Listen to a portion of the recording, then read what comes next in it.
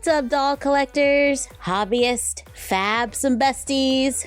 I'm Toya, an adult doll collector. Welcome to my miniverse. For me, it is currently Thursday. It randomly snowed this morning, so let's put on a sweater. I got this one a while back on Etsy by Fancy Doll Design. I went to the dentist this morning. I can't feel my face, so if I sound a little different, I do apologize. But after my appointment, I took a quick trip to the dollar store.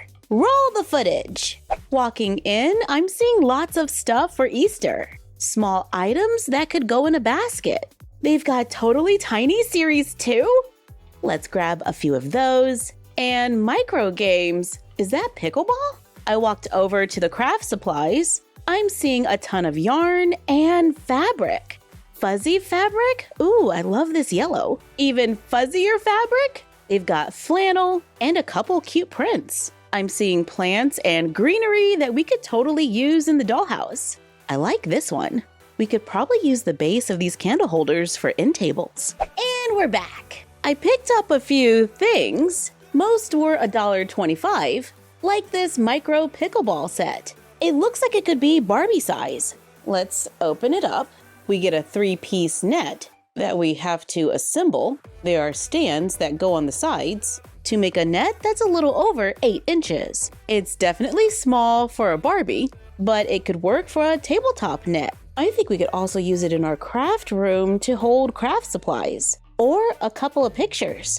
We get 2 colorful paddles. They are solid on the back. We also get a ball. It's kind of rubbery. And the paddles totally look Barbie-sized. This one wasn't $1.25, it was $5. It's an LOL surprise fashion pack where we can mix and match accessories. I got it because sometimes the clothes can fit my mini baby. See?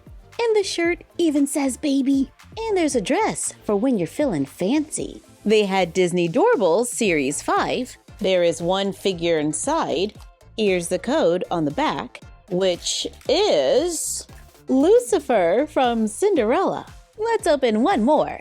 Here's the code, and the figure is Prince Charming.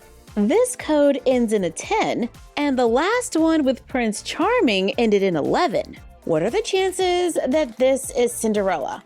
Well, I mean, if you know the codes, you already know whether it is or not. Oh, and it is!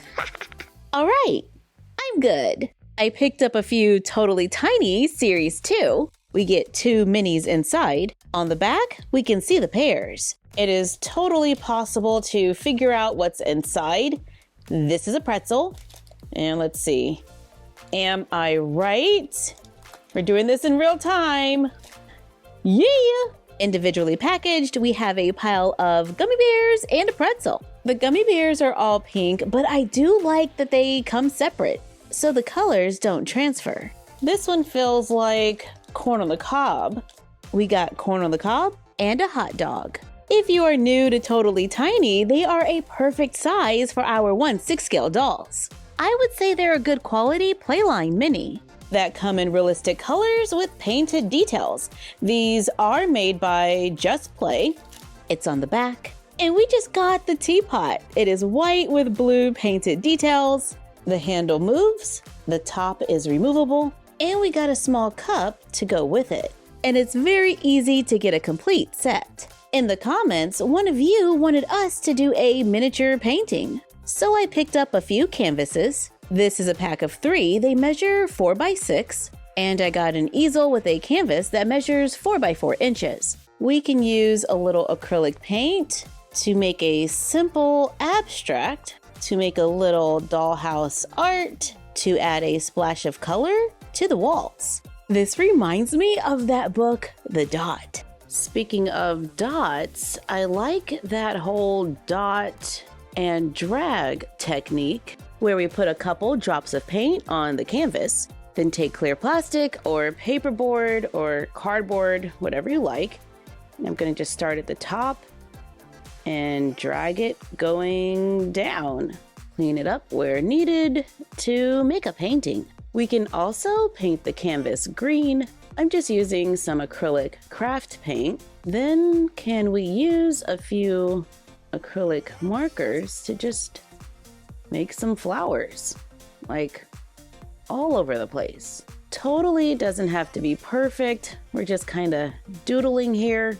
If I'm making this to go in the room with the other paintings, I just try to keep all the colors fairly similar and have fun. Now that we have a few paintings, I guess we could use a new wall. The dollar store does have foam board, poster board, and cardboard. This foam board is a little softer than my usual foam board, but it's $1.25, which is a lot less than I usually pay. I use a ruler and a pencil to mark it at 13 inches, cut on the line drawn, giving me a rectangle that is 13 by 20 inches. I use my ruler to take 3 inches off of each side, making my main wall 13 by 14 inches. I cut a base from the leftover foam board that is wide enough for the back wall and the 2 sides. I cut 2 walls out of that one piece of foam board.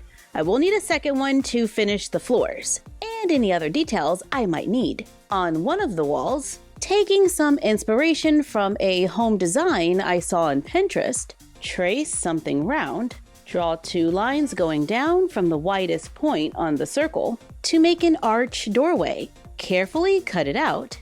Use it as a pattern on the other piece of foam board to draw another one. I lightly sketch a door. I cut out a few windows. Not as neat as I would like. I'm struggling with this foam board a little.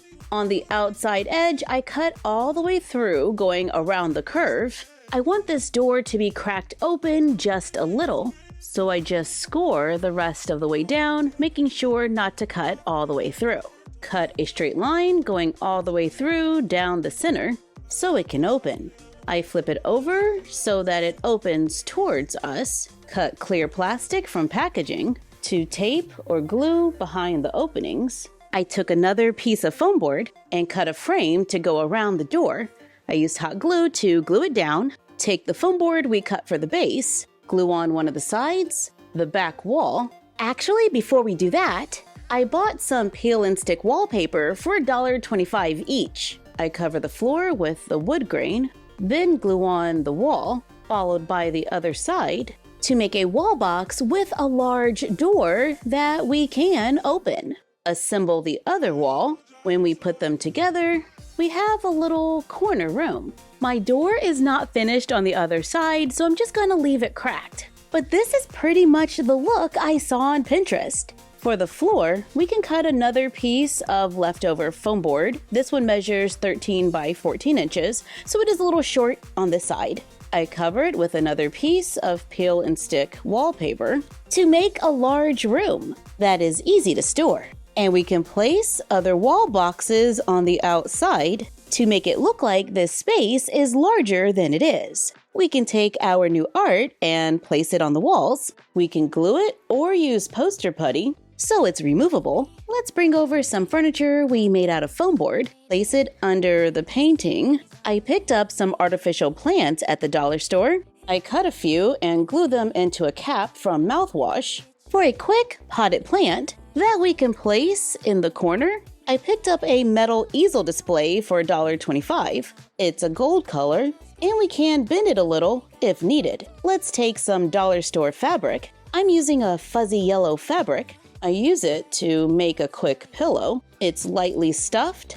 I bend the easel to make it a little thinner, then stitch or glue on the pillow to make a quick, oversized chair where the dolls can lounge. We can bring over more peel and stick wallpaper to use as a rug. I found this desktop organizer. I thought we could use it as a coffee table, so we have a place to put some of our new minis. Speaking of minis, I finally found the last Barbie figure I was looking for. She has curly hair, wears a yellow dress with pink flowers. She comes on a pink Barbie stand and has light green shoes. So she kind of matches our room that we made using a few things from the Dollar Tree. Oh, we need to add a cat. Better. Thank you for joining us while we checked out a few things from the dollar store. Like, comment, share, and subscribe. Don't forget to ring the bell and follow us on Fanbase, Instagram, and YouTube at